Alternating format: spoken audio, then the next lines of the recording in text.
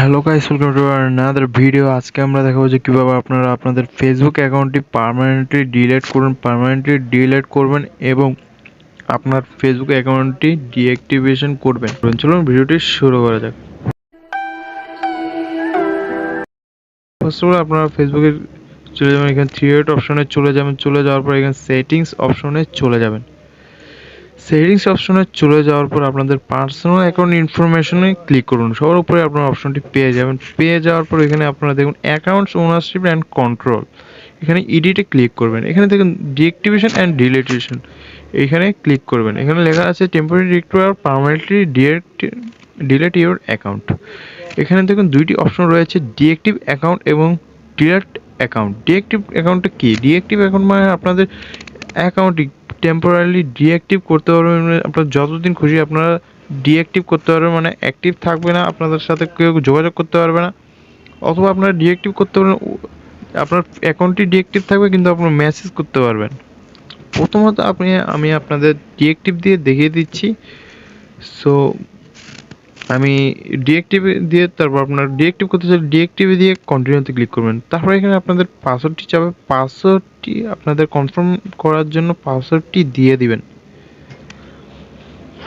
আমি আমার পাসওয়ার্ডটি দিয়ে দিচ্ছি। পাসওয়ার্ড দেওয়ার পর এখানে একটি অপশন আসবে যে আপনি কেন ডিঅ্যাক্টিভ করতে চান। আপনি টেম্পোরারি দিবেন, তারপর কন্টিনিউ দিবেন। তো এখানে দেখুন আপনি কয়দিনের জন্য আপনার অ্যাকাউন্টটি ডিঅ্যাক্টিভ করতে চান। আপনারা যদি একদিন চান, একদিন 1 থেকে 7 দিনের পর্যন্ত আপনারা চুজ করতে পারবেন। যদি আপনার 7 দিনের উপরে হয় তাহলে আপনার don't reactive my account automatically, অর্থাৎ আপনি যদি 7 দিন দেন, 7 দিনের পর আপনার অ্যাকাউন্টটি রিঅ্যাক্টিভ হয়ে যাবে অটোমেটিক। কিন্তু আপনারা যদি এটা ক্লিক করেন, আপনারা যতদিন না আপনাদের অ্যাকাউন্টে ঢুকেন পরবর্তীবার আবার লগ ইন করেন, ততদিন পর্যন্ত আপনার অ্যাকাউন্টটি ডিঅ্যাক্টিভ থাকবে। তো আপনারা কন্টিনিউতে ক্লিক করবেন, এভাবে আপনাদের অ্যাকাউন্টটি ডিঅ্যাক্টিভ করবেন। তারপর ডিলিট অপশনে ক্লিক করে কন্টিনিউতে ক্লিক করবেন। এখানে দেখুন I spend too much time on Facebook, click করে কন্টিনিউতে ক্লিক করবেন। কারণ আপনাদের ওই ফেসবুক জিজ্ঞেস করে যে আপনারা কেন ডিলিট করছেন, কেন জিজ্ঞেস করে যে আপনাদের কোন সমস্যার কারণে আপনি ফেসবুকটি ডিলিট করে দিচ্ছেন।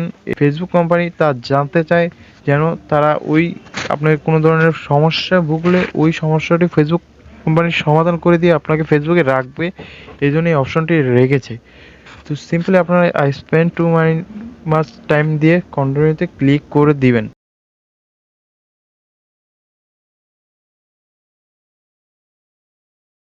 কন্টিনিউতে ক্লিক করার পর এখানে দেখুন আপনার যত ধরনের ইনফরমেশন রয়েছে ওগুলো ডাউনলোড করে একটা অপশন রয়েছে, ওইটাতে ডাউনলোড ক্লিক করবেন। ওইটা ডাউনলোড করার জন্য আপনাদের পিসি লাগবে, আপনাদের ফোনে ডাউনলোড করতে পারবেন না। অথবা আপনার ক্রোম ব্রাউজারে গিয়ে আপনাদের অ্যাকাউন্টটি লগ ইন করে এটি ডাউনলোড করে নেবেন, আপনাদের যদি কোনো প্রয়োজনীয় কিছু থাকে।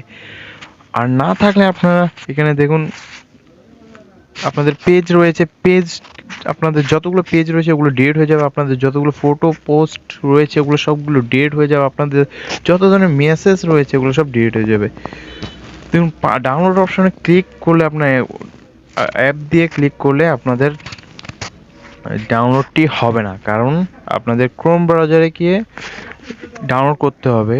তারপর আপনারা ডিলিটে ক্লিক করবেন। এরপর আপনাদের কনফার্মেশনের জন্য আপনাদের পাসওয়ার্ডটি চাবে, পাসওয়ার্ডটি আপনারা সিম্পলি দিয়ে দিবেন। দিয়ে দেওয়ার পর আপনারা ডিলিট অ্যাকাউন্টে ক্লিক করবেন।